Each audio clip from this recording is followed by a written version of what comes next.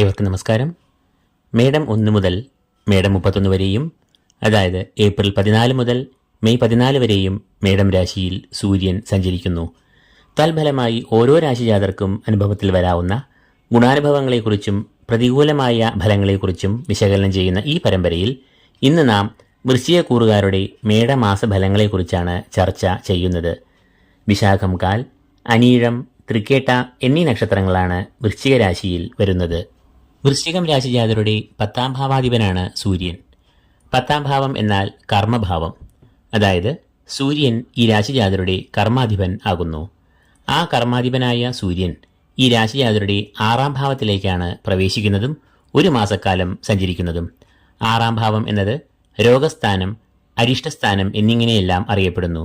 കൂടാതെ ഒരു വ്യക്തിയുടെ കടബാധ്യതകൾ, ശത്രുക്കൾ എന്നിവയെയും കുറിക്കുന്ന ഭാവമാണ് ഈ 6ാം ഭാവം.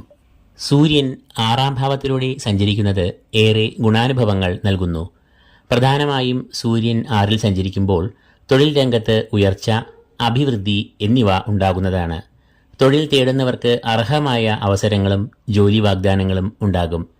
ബിസിനസ് മേഖലയിലും ഏറെ വളർച്ച, ലാഭം, പുരോഗതി എന്നിവ പ്രതീക്ഷിക്കാം. കൂടാതെ ഇക്കാലത്ത് ഇവരുടെ ശത്രുക്കൾ നിഷ്പ്രഭരാകും.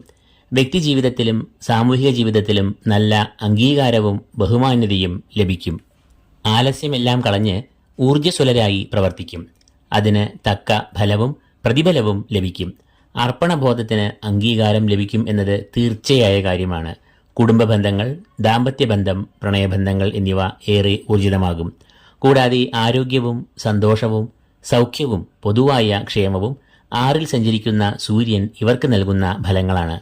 മെയ് 1 മുതൽ വ്യാഴം ഇവരുടെ 7ാം ഭാവത്തിൽ പ്രവേശിക്കുമ്പോൾ ദാമ്പത്യസുഖം, ജീവിത പങ്കാളിക്ക് ജോലി അല്ലെങ്കിൽ നേട്ടം, ജീവിത പങ്കാളി മുഖേന ഈ രാശിജാതർക്ക് നേട്ടം എന്നിവയും ഉണ്ടാകാവുന്നതാണ്. അപ്പോൾ ഏപ്രിൽ 14 മുതൽ മെയ് 14 വരെ സൂര്യൻ മേടരാശിയിൽ സഞ്ചരിക്കുമ്പോൾ വൃശ്ചിക രാശിജാതരായ വിശാഖം കാൽ, അനീഴം, തൃക്കേട്ട എന്നീ നക്ഷത്രജാതർക്ക് മേൽപ്പറഞ്ഞ നേട്ടങ്ങൾ അനുഭവത്തിൽ വരാവുന്നതാണ്. ഏവർക്കും വിശ്വാശംസകൾ നേർന്നുകൊണ്ട് നിർത്തുന്നു. നന്ദി, നമസ്കാരം.